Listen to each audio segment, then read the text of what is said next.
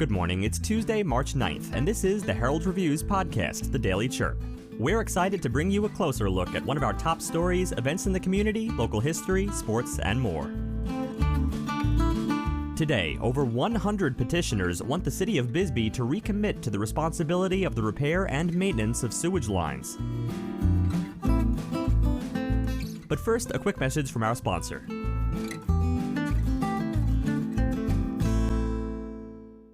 Hi everyone, I'm Sean Lawley from the Lawley Automotive Group, and we've stocked up on inventory at all of our dealerships. If you've been thinking about a new car, we've got the deal for you on a new Buick, GMC, Chevrolet, Ford, Kia, Hyundai, Honda, Nissan, Chrysler, Dodge, Jeep, and Ram. You don't have to go to Tucson or Phoenix to buy a new vehicle. We're your hometown dealer since 1995. We'll beat the big city dealers in price, and our customer service is small town dealer friendly. Come into any one of the Lawley dealerships today or shop lawleycars.com and see why nobody beats a Lawley deal. Nobody.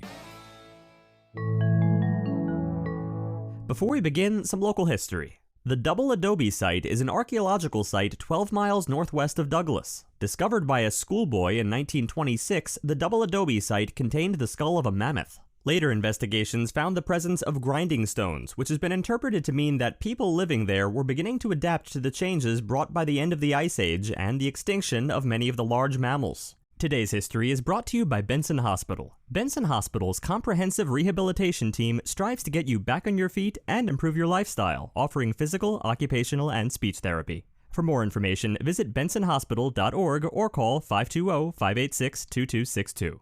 Also, the Daily Chirp podcast is giving away 5 Amazon Echo Dots, one every month now through July. You can enter for your chance to win twice a day. Today's code is Shamrock, and find the other code word in our e-newsletter, The Morning Blend. To enter the sweepstakes, go to myheraldreview.com. Again, today's code word is Shamrock. Now, our feature story. So, on to new business. This is a discussion and possible direction on a petition received from Donna Burke on the repair and maintenance of sewer lines that serve more than a single resident or building. A petition has requested the city of Bisbee to recommit to the responsibility of the repair and maintenance of lateral sewage lines that serve more than a single residence or building. Donna Burke, who submitted the petition, said that the abdication of responsibility has sown discord between neighbors and thrust financial hardship upon the citizens in the middle of a pandemic. Burke pointed out that the general plan and the Arizona Administrative Code regarding water pollution control shows that the current administration recategorized the sewage lines as belonging to the citizens. Prior, the city recognized the lateral sewage lines as the city's responsibility. The petition includes a few important questions. First, if 2 or more building connections feed into a single lateral, which owner is responsible for repair or replacement? Second, what happens if the last person on the line can't afford to repair or replace it? Burke then told the council that raw sewage with toilet paper and human feces was running down the staircase from Roberts Road to Tombstone Canyon. I know this is going to be an issue that's going to take a long time to come to conclusion, and I'm just hoping that we can quickly decide about cleaning up some of the effluent that's just going down stairways in our town right now. Can we maybe make some kind of a motion to maintain those sewer lines that have traditionally been maintained by the city but recently stopped being maintained? And we have raw sewage running down our staircases, so I'm going to leave it to you how to deal with that, and that's all I have to say. City Manager Teresa Coleman explained she had spoken with City Attorney Joe Estes, who said the city has no easements to work on the lateral lines. I did actually have a brief discussion with your city attorney.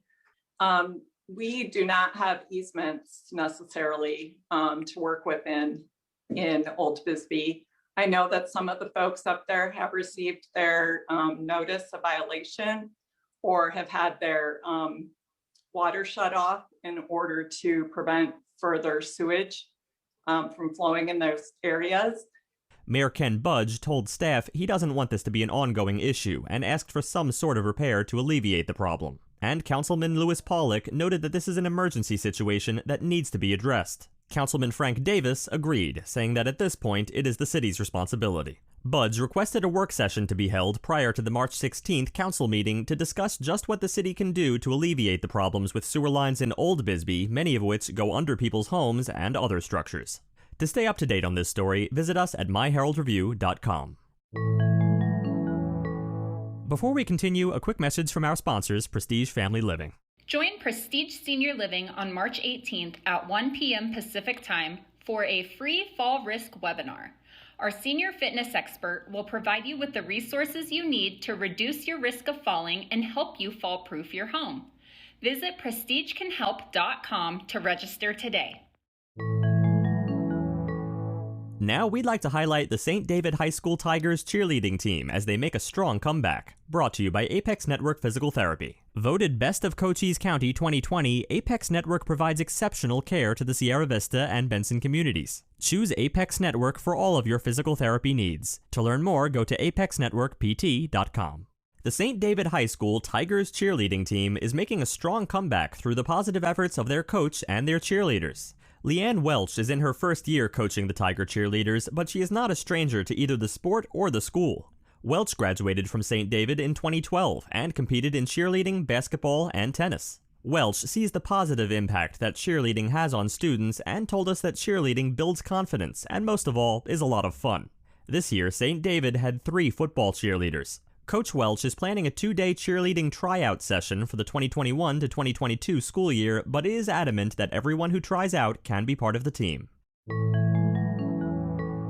Next, an upcoming event in our community that you should know about, brought to you by our sponsors, Sulphur Springs Valley Electric Cooperative. You are probably spending a lot more quality time at home these days, keeping you and your family safe.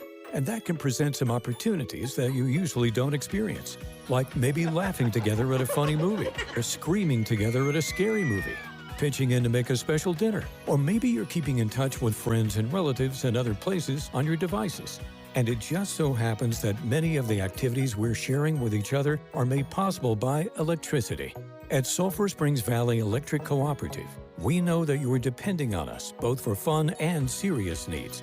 And we want you to know that we're here for you day and night, sunshine or storm, easygoing times or trying times like now, making sure you're getting the power that you need every day to meet your needs. For over 85 years, through all kinds of tough times, we've been there for our members. And even though you may not see us, we're here for you now. Sulphur Springs Valley Electric Cooperative, owned by those we serve. Mark your calendars. On March 12th, the Sierra Vista Public Library will be hosting a Facebook Live to teach you how to create your own hydroponic garden. Hydroponic gardening is a method of growing plants without soil. The water does all of the work, delivering nutrients to the plant roots. Participants will need to register in advance and pick up supplies at the library. Anyone 14 years or older can join. Before we go, we'd like to take a moment to remember the life of Adalbert Herman Robert Carl Koester, a longtime resident of Sierra Vista, Arizona. Al was born in Hamburg, Germany in 1939. He was a kind, caring, easygoing individual who loved his family, his dog Lady, and enjoyed chatting with his friends at McDonald's. He also was an avid car enthusiast and had passion for his Corvette. Al joined the U.S. Army as an immigrant, and later he and his family became U.S. citizens. This was a very proud accomplishment. After serving the U.S. Army for over 20 years, he retired as a Sergeant First Class. In addition to his military career, Al was a bus driver for the city of Sierra Vista for many years. He enjoyed taking the seniors on various trips nearby. Al was a much-beloved husband, father, and friend. Al's wife and his son-in-law predeceased him, as did his parents. He is survived by his daughter, 2 sons, and 5 grandchildren. Thank you for taking a moment with us today to remember and celebrate Al's life. He will be greatly missed.